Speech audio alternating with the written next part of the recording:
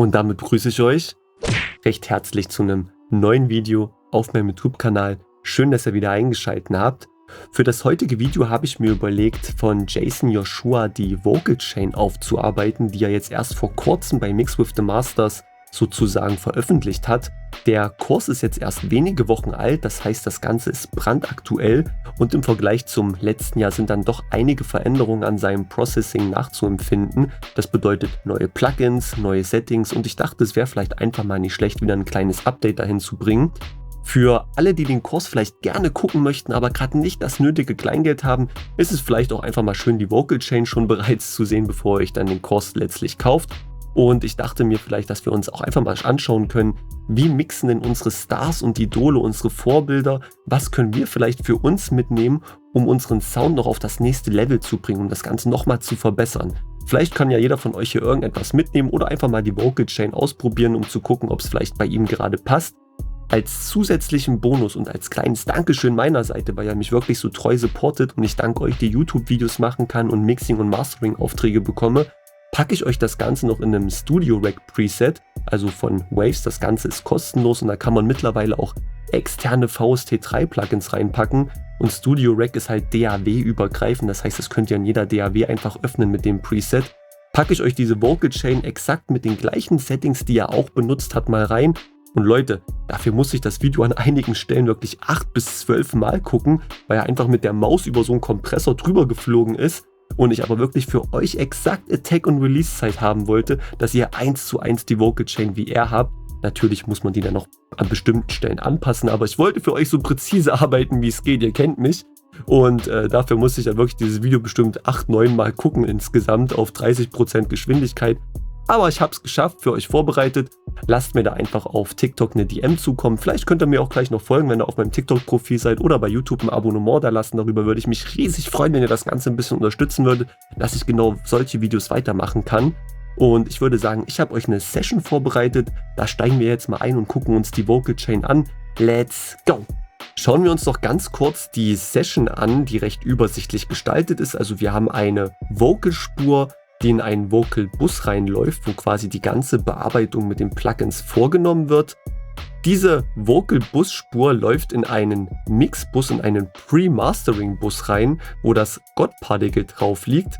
Das ist ein Plugin, das Jason Joshua mit einer Company selbst auf den Markt gebracht hat und das ist ein sogenanntes Multiprozessor-Tool. Wir haben hier einen Equalizer, einen Kompressor, einen Exciter und einen Stereo-Imager in einem. Das wird alles über diesen Mix-Knob hier gesteuert, wie stark ich das haben möchte. Und wir haben eine Limiter-Section und dieses God Particle, da laufen alle Spuren rein, da mixt er sozusagen rein. Das ist von Anfang an der Session an und ist so sein Safe-Spot. Wenn dieses God Particle hier mit den Meterings an den richtigen Stellen ausschlägt, kann er sich relativ sicher sein, dass er seinen spezifischen Sound erreicht hat. Und deswegen schicken wir jetzt auch einmal alles da rein, dass wir diesen Sound auch bekommen, weil ich kann die Vocal Chain nicht vorstellen, ohne dass dieses Ding auch an ist. Warum, werde ich euch gleich nochmal ein bisschen genauer erklären. Steigen wir jetzt mal in die Vocal Chain ein. Ich spiele hierfür einmal die Vocals ohne Bearbeitung an und dann einmal mit Bearbeitung, ohne dass ich jetzt diese Regler und Plugins individualisiert eingestellt habe. Also das ist exakt mit seinen Settings. Digga, eure Gangster-Rapper meiden unsere Gegenden. Was auf diesen Straßen passiert, wissen nur die wenigsten. Alle eure Texte sind Stories auf Beats. Einmal mit Bearbeitung. Digga, eure Gangster-Rapper meiden unsere Gegenden. Was auf diesen Straßen passiert, wissen nur die wenigsten. Alle eure Texte sind Stories auf Beats. In diesem Beef mit echten Gangstern, Digga, wollen sie nie. Also ich würde sagen, wir hören schon einen deutlichen Unterschied. Bevor ich das Ganze jetzt aber irgendwie auswerten möchte, schauen wir uns direkt mal die Plugins an, die er benutzt hat. Ich möchte davor nur noch eine kleine Sache erwähnen. Und zwar arbeitet er mit mehreren Assistenten zusammen und wir werden in der gesamten Vocal Chain keinen De-Esser finden. Der Assistent von ihm hat in der Regel diese Vocalspur, bevor Jason Joshua sich an den Mix setzt und schneidet schon alle S-Laute einzeln aus und passt die in der Lautstärke schon händisch an, bevor das Ganze dann zu Jason richtig geht in die Bearbeitung. Den Weg findet er einfach besser, als einen De-Esser zu benutzen, was letztlich nur ein Kompressor für ein bestimmtes Frequenzspektrum ist. Und so arbeitet er lieber. Deswegen haben wir in den gesamten Vocal-Prozess jetzt aber keinen De-Esser eingearbeitet. Das möchte ich nur, dass ihr das im Hinterkopf behaltet, dass ihr gegebenenfalls noch einen De-Esser benutzen müsst, um die S-Laute etwas zu reduzieren, wenn die zu stark sein sollten. Das Ganze macht er schon, bevor es letztlich in die Vocal-Prozedur geht, ne? Vielleicht auch noch parallel dazu erwähnt, er macht auch schon eine Art Clip-Gain, das heißt, die Lautstärke in der Vocalspur wird vorweg schon angepasst, dass der Kompressor nicht mehr ganz so stark auf die Peaks reagieren muss, sondern eher smoother arbeiten kann, ja. Ich denke, das Ganze übernimmt auch schon der Assistent, also es wird auch nicht Jason machen, und das Ganze könnt ihr in Studio One ganz einfach machen, indem ihr einmal auf die Spur draufklickt, Rechtsklick, Lautstärkekurve, und dann könnt ihr euch hier dementsprechend einfach Punkte setzen und dann bestimmte Bereiche in eurer Aufnahme, in eurer Performance laut oder leise machen, ne? Das Ganze hat er jetzt schon vorweg vorbereitet, bevor wir wirklich ins Vocal Processing einsteigen. Unsere Vocal Chain geht ganz unüblicherweise mit einem Equalizer los, und zwar dem Pro Q3 von FabFilter, auch einer meiner absoluten Lieblings-Equalizer und mittlerweile eigentlich Industriestandard. Ich denke, fast 90% der Sound Engineers arbeiten mit dem Pro Q3. Und hier beginnt Jason mit einem sehr tief angesetzten Low-Cut bei 62 Hertz, um alle Frequenzen unterhalb des Stimmspektrums wegzuschneiden. Das bedeutet alle Trittschallfrequenzen, gegebenenfalls alle Störgeräusche während der Aufnahme, einfach nur um auf Nummer sicher zu gehen, dass wir da nichts haben, was uns irgendwie in die Quere kommt und den Vocal Sound beeinflussen kann. Danach haben wir einen kleinen Dip bei 506 Hertz um ca. 1 dB in dem tiefen Mittenbereich. Ich denke, das hängt damit zusammen, der Sound, den er gezeigt hat, war eher so eine Fußballhymne auf Spanisch, also ich weiß leider textlich nicht genau, um was es im Song ging. Und da waren aber relativ viele Vocal Layers übereinander, also es haben parallel sehr, sehr viele Leute gesungen. Und wenn das Ganze dann nochmal ins God Particle reinläuft, das die Mitten sehr, sehr betont und herausarbeitet, kann es sein, dass bei vielen Vocals, die dann übereinander liegen, das Ganze sich addiert und unschön geklungen hat, vielleicht ein bisschen gezerrt hat und er einfach auf Nummer sicher gehen wollte, dass er hier in den tiefen Mitten nochmal 1 dB rausnimmt, dass das Ganze nicht so präsent wird und den Rest des Songs einfach komplett dagegen untergehen lässt. Also das wäre so meine Erklärung dahinter, warum ich mir vorstellen kann, dass er hier den dB rausgenommen hat, oder vielleicht war auch in der Stimme da eine Störfrequenz drin, ich weiß es nicht. Bei 600 Hertz nehme ich sehr, sehr häufig auch was bei Vocals raus, also kein großer Move und auch sehr, sehr dezent 1 dB, ja. Danach folgt ein kleiner Boost im Höhenbereich bei ungefähr 11.000 Hertz um 1,5 dB, einfach um die Vocals noch ein bisschen heller klingen zu lassen. Das kann gegebenenfalls an der Aufnahmesituation oder dem Mikrofon liegen, dass er da einfach nicht genug Präsenz in den Höhen gehabt hat und nochmal nachgeboostet hat, beziehungsweise ist das auch ein Move, der relativ häufig vorkommt, gerade bei aktuellen Produktionen, dass die Höhen relativ am Anfang geboostet werden. Dann haben wir noch ein High-Cut bei 22.100 Hertz, um quasi auch alle Frequenzen, die überhalb des Stimmspektrums liegen, wegzuschneiden und den Fokus wirklich hier auf die Stimme zu legen. Manchmal hat man noch je nach Mikrofon oder Aufnahmesituation so ganz hohe Zisch- und Essgeräusche über 22.000 Hertz in der Aufnahme und ich schneide die auch sehr, sehr gerne ab. Ich persönlich nehme lieber einen High Shelf und reduziere die dann sehr, sehr stark. Er cuttet alles weg über 22.000 Hertz und sorgt somit wahrscheinlich für eine sehr, sehr cleane Stimme. Ich würde sagen, wir hören mal mit und einmal ohne Equalizer. Ich lasse den Equalizer jetzt erstmal an. Dicke, eure Gangster-Rapper meiden unsere Gegenden. Was auf diesen Straßen passiert, wissen nur die wenigsten. Alle eure Texte sind Stories auf Beats, sind diesen Beef mit echten Gangstern, Dicker, wollen sie nie. Mann, ich komme mit dem Ukrainer in all eure Nobelstraßen. Denn vor Messerstichen schützen keine Modemarken, unabhängig davon, was sie schreiben in den Netzwerken. Also es sind minimalistische Änderungen. Man hört, dass die Höhen ein bisschen stärker hervorkommen, dass dafür die Tiefen vergleichsweise natürlich ein bisschen leiser klingen. Ich würde jetzt nicht unbedingt sagen, dass ich den Dip bei 506 Hertz sofort ganz stark raushöre, aber es ist auf jeden Fall ein kleiner, aber feiner Unterschied und mir gefällt das schon ganz gut, das EQ-Setting.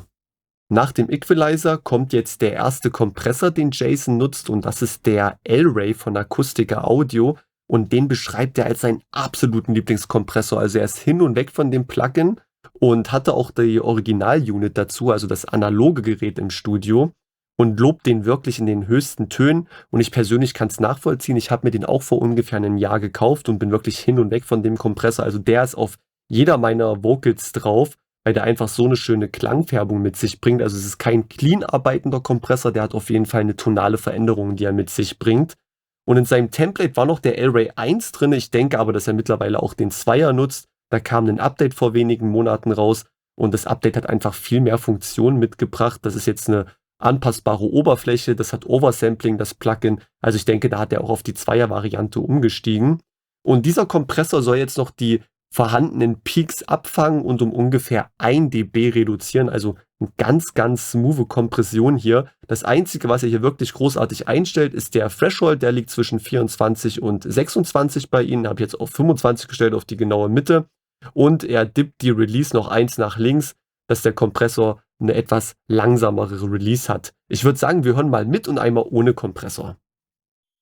Dicke, eure Gangster-Rapper meiden unsere Gegenden. Was auf diesen Straßen passiert, wissen nur die wenigsten. Alle eure Texte sind Stories of Beats, sind diesen Beef mit echten Gangstern, Dicker, wollen sie nie. Mann, ich komme mit dem Ukrainer in all eure Nobelstraßen. Denn vor Messerstichen schützen keine Modemarken. Also ich persönlich finde, diese tonale Färbung, die er mit sich bringt, ist gerade im tiefen Bereich wie so eine analoge Sättigung in einer digitalen Welt sozusagen. Also er bringt einige Tiefen mit rein, habe ich das Gefühl.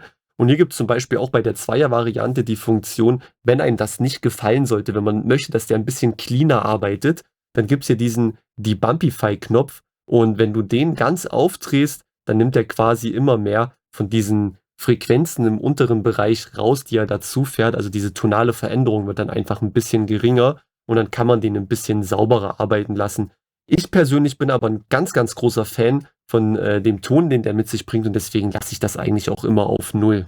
Nach dem Kompressor kommt nochmal ein Equalizer, nochmal der Pro Q3 und da haben wir jetzt hier keine Frequenz, die rausgenommen wird, nichts, was eingestellt ist. Der ist nur sicherheitshalber drin, falls durch den Kompressor nach der Kompression irgendwelche Frequenzen noch sehr, sehr stark rausstechen oder durch diese tonale Färbung irgendeine Frequenz entsteht, die ihm nicht so gefällt, dass er hier relativ schnell mit einem Equalizer reagieren kann und das Ganze gegebenenfalls noch rausnehmen kann. Ja. Den hat er jetzt in der Series nicht benutzt.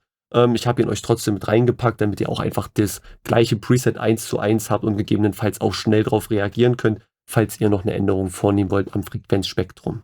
Nach dem Equalizer wird es jetzt relativ spannend, weil Jason jetzt keinen Kompressor mehr nimmt, der über das gesamte Frequenzspektrum geht, sondern jetzt nur noch mit Multiband-Kompression arbeitet.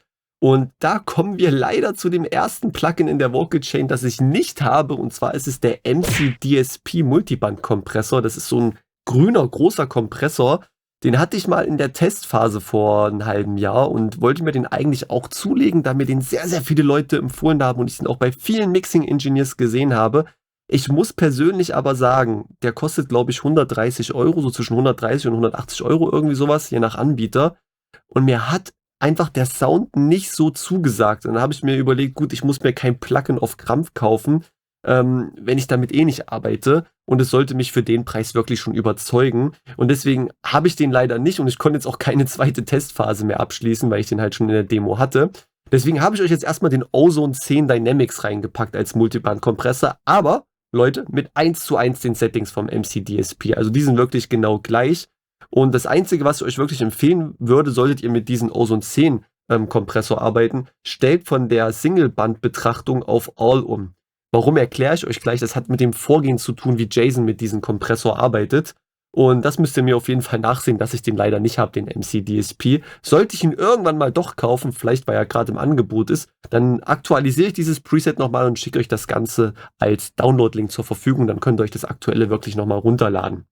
Steigt mal jetzt mit den Settings im Ozone 10 Kompressor ein.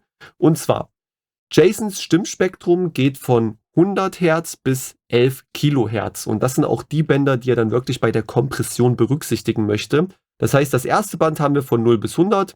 Da passiert gar nichts, Leute. Das seht ihr hier, ne? Da ist kein Threshold eingestellt. Trotzdem mit Tech Release ist eingestellt, aber hier passiert gar nichts. Ne? Das könnte man theoretischerweise auch muten, dieses Band. Das zweite Band von 100 Hertz bis 1000 Hertz, da passiert schon eine ganze Menge. Dort haben wir eine Threshold, die eingestellt ist. Wir haben eine Ratio, Attack und Release Zeit. Gehen wir gleich nochmal genauer drauf ein. Das dritte Band von 1 Kilohertz bis 11 Kilohertz mit exakt denselben Settings wie im zweiten Band. Sogar der gleiche Threshold, der hier ausgewählt wurde. Und das war auch in seinem Template so drinne.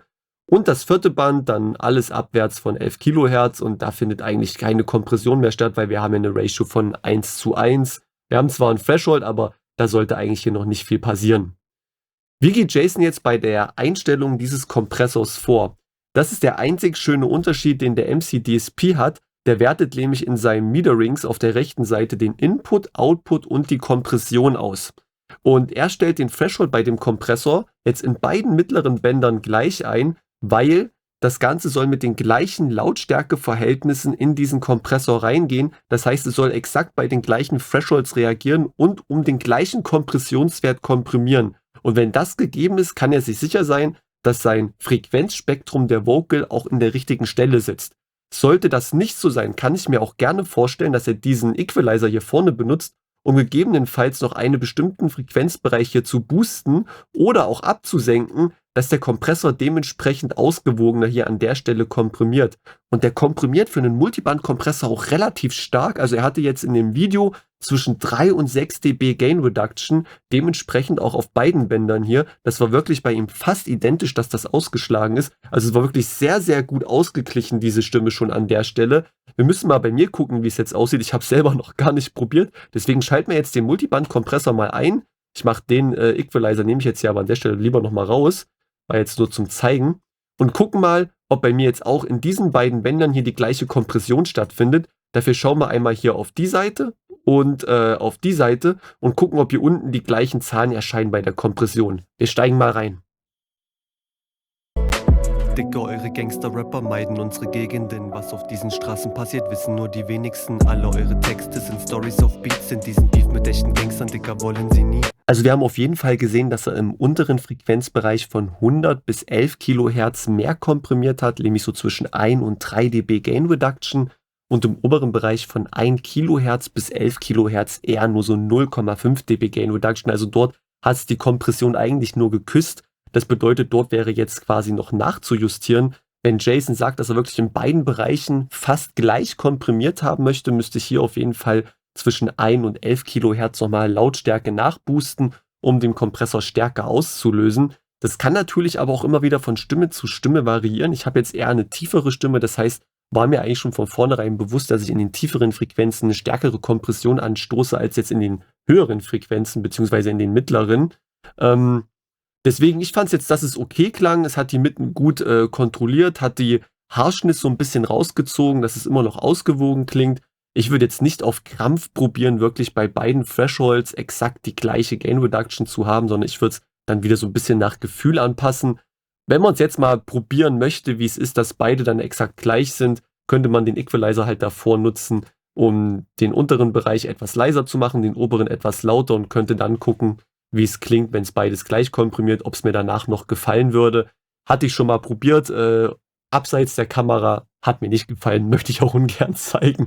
Deswegen machen wir weiter. Nach dem Multiband-Kompressor dann nochmal ein Safety-EQ, falls hier wieder Störfrequenzen rausgezogen werden müssen. Den hat er jetzt auch nicht wirklich genutzt, deswegen ist er jetzt hier auch erstmal auf Bypass geschalten. Nach dem EQ nutzt er ein IOSys REQ Premium vom Slate Digital.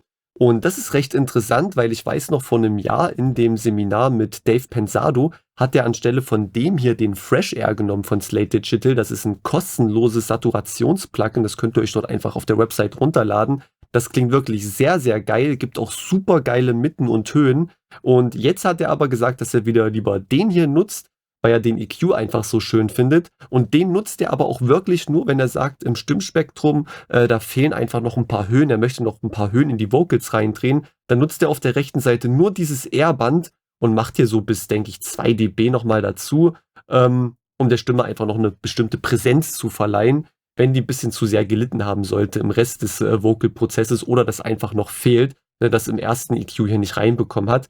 Dann nutzt er den, dreht hier einfach noch ein bisschen die Höhen rein. Der war aber auch auf Bypass geschalten, also den hat er jetzt auch nicht aktiv in dieser Session genutzt gehabt, hatten aber trotzdem in sein Template drinne und hat wirklich, das kann ich nur sagen, betont, wie gut er den findet. Nach dem REQ nutzt er dann in der Regel nochmal einen Multiband-Kompressor, zwar wieder den MC-DSP. Die Settings habe ich euch wieder im Ozone 10 Dynamics übertragen. Und hier guckt er, dass er nochmal auf so 1 dB Gain Reduction maximal kommt, wenn er den benutzt. Einfach nochmal, um sicherzustellen, dass die Frequenzbereiche ausgeglichen sind.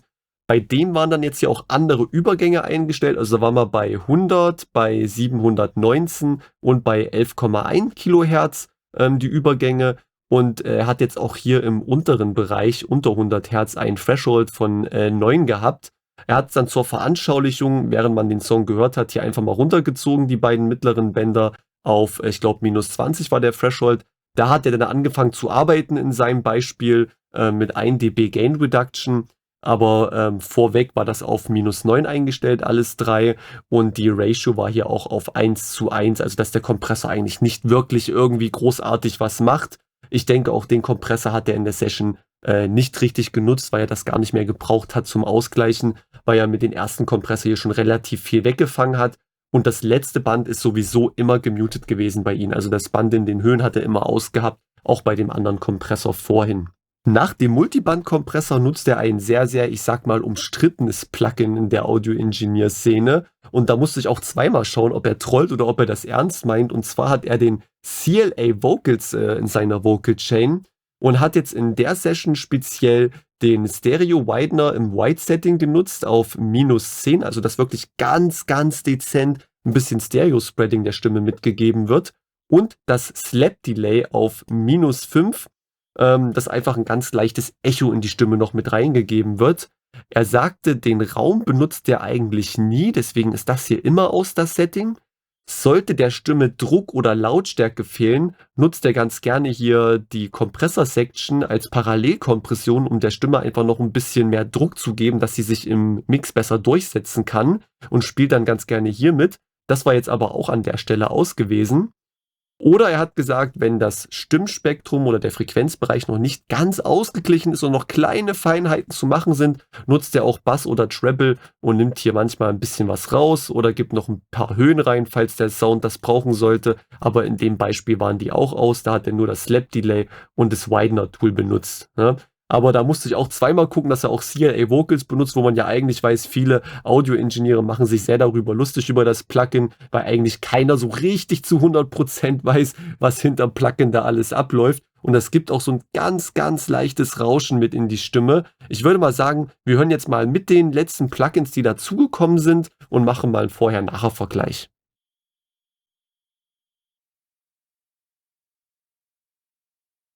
Digga, eure Gangster-Rapper meiden unsere Gegenden. Was auf diesen Straßen passiert, wissen nur die wenigsten. Alle eure Texte sind Stories of Beats. In diesem Beef mit echten Gangstern, Digga, wollen sie nie. Mann, ich komme mit dem Ukrainer in all eure Nobelstraßen. Denn vor Messerstichen schützen keine Modemarken. Unabhängig davon, was sie schreiben in den Netzwerken, können sie dem allen leider nicht gerecht werden. Laber mich nicht voll, dass du Kanten in deinem Rücken hast. Also es klingt durch das ganz leichte Delay einfach ein bisschen dynamischer, der Sound, finde ich. Und der kleine Stereo-Spreader macht, dass die Stimme halt nicht so ganz zentral in der Mitte sitzt, sondern so ein bisschen Raum einnimmt, ja, sich ein bisschen verteilt im Mix. Und wir haben es schon gesehen, der Multiband-Kompressor hat hier gar nicht ausgeschlagen, also der hat gefühlt gar nichts gemacht, ist wahrscheinlich auch nur so ein Safety-Organ hier in der Vocal Chain, dass falls irgendwas komplett eskalieren sollte, dass man da nochmal eingreifen kann und gegebenenfalls nochmal nachkomprimieren kann. Ansonsten waren ja die Plugins hier im mittleren Bereich ausgewiesen. Wir können den REQ trotzdem nochmal hören, dass ich den mal dazu fahre und wir mal hören, wie der klingt. Digga, eure Gangster-Rapper meiden unsere Gegenden. Was auf diesen Straßen passiert, wissen nur die wenigsten. Alle eure Texte sind Stories of Beats. In diesem Beef mit echten Gangstern, Digga, wollen sie nie. Mann, ich komme mit dem Ukrainer in all eure Nobelstraßen. Denn vor Messerstichen schützen keine Modemarken. Unabhängig davon, was sie schreiben in den Netzwerken, können sie dem allen leider nicht gerecht werden. Also ich persönlich würde jetzt auch zum Beispiel sagen, dass ich den bei mir anmache, weil meine Stimme sowieso sehr tief ist und ich die Höhen, die er jetzt gerade dazu gibt, einfach unfassbar schön finde, die auch nochmal ein bisschen Präsenz im höheren Bereich geben. Und ich finde, der passt bei meiner Stimme jetzt in dem Fall zum Beispiel ziemlich gut rein. Also ich würde ihn jetzt bei mir einfach mal anlassen im weiteren Vocal-Prozess. Nach dem CLA Vocals kommt jetzt ein Surgical Multiband-Kompressor, so würde ich das Ganze betiteln. Und zwar nutzt er den C6 von Waves, auch ein sehr, sehr beliebter Multiband-Kompressor, aber gar nicht für die Funktion, das Frequenzspektrum ausgleichen zu wollen, denn er nutzt die mittleren Bänder dafür gar nicht, sondern lediglich die beiden äußeren Bänder mit einem sehr, sehr hohen Q-Faktor. Und das können wir uns ungefähr so vorstellen, wie wenn wir bei einem anderen Equalizer beispielsweise eine Frequenz, eine Störresonanz suchen und hier so durch das Frequenzspektrum durchsweepen und dort nach irgendwelchen Auffälligkeiten suchen, die uns gegebenenfalls stören und die wir ein bisschen reduzieren wollen. Dafür nutzt er am liebsten den C6, das hat er von Dave Pensado gelernt, diesen Trick, und nutzt dann hauptsächlich diese beiden Bänder. Also insgesamt zieht er hier 2 Störresonanzen raus, einmal bei ungefähr 10.000 Hertz und einmal bei 200 Hertz. Das Ganze muss natürlich wieder stimmindividuell geprüft werden. Ich würde euch mal zeigen, wie die Frequenzen klingen und was er da genau letztlich rausnimmt. Digga, eure Gangster-Rapper meiden unsere Gegenden. Was auf diesen Straßen passiert, wissen nur die wenigsten. Alle eure Texte sind Stories of Beats. In diesem Beat mit echten Gangstern, Digga, wollen sie nie. Mann, ich komme mit den Ukrainer in all eure Nobelstraßen. Denn vor Messerstichen schützen keine Modemarken. Unabhängig davon, was sie schreiben in den Netzwerken, können sie dem allen leider nicht gerecht werden. Laber mich nicht voll, dass du Kanten in deinem Rücken hast. Denn euer Umfeld ist bei Schüssen nachts oft lückenhaft. Digga, Mann, ich habe so viel Scheiße gesehen und hoffe seitdem Tag und Nacht auf einen leichteren Weg. Also wir merken, dass die Stimme gleich ein bisschen dünner klingt, aber auch verständlicher, finde ich. Also die 200 Hertz finde ich hier schon ganz gut eingestellt. Ich denke, das ist ein ganz guter Startwert. Und was besonders interessant ist, dass er diese Störresonanzen dementsprechend dynamisch rausnimmt. Indem er hier einen Kompressor benutzt, ist das Ganze natürlich nicht durchgängig und statisch, diese Frequenzen, die rausgenommen werden, sondern passen sich natürlich dementsprechend nach dem Inputsignal an. Also wie stark diese Frequenz gerade spielt, und dann wird der Kompressor dementsprechend stark eingestellt mit Attack- und Release-Zeit. Und ich finde aber, dass das sehr, sehr gut klingt persönlich. Also ich würde den jetzt wahrscheinlich auch in meinen Vocal-Prozess mehr einbauen, weil ich das Setting sehr, sehr gut finde. Und mir gefällt sowieso dieses dynamische Arbeiten, dass ich Bänder nicht statisch rausnehme. Davon bin ich nie ein großer Fan, weil ich natürlich dann einen großen Einfluss auf das Frequenzspektrum nehme und gegebenenfalls auch sehr, sehr schnell zu viel von der Stimme wegnehme. Das letzte Plugin in seiner Vocal Chain ist dann noch Soothe 2, um sicherzustellen, dass in den hohen Frequenzen keine Störresonanzen mehr vorhanden sind. Und hierfür nutzt er in der Regel sein eigen erstelltes Preset Voice of God, das wir unter den Vocals-Ordner im Preset-Verzeichnis finden. Da müsst ihr hier ein bisschen runterscrollen. Und da steht auch schon dahinter bei Jason Joshua, dass er das quasi erstellt hat. Und das ist auch sein Start-Preset, indem er dieses Plugin hier öffnet.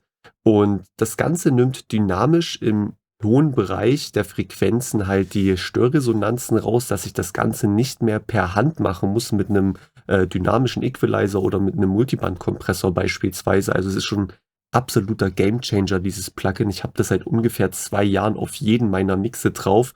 Ist nicht ganz billig, aber zum Black Friday haben die meistens auch nochmal einen kleinen Discount. Da würde ich euch auf jeden Fall empfehlen, dazu zu schlagen.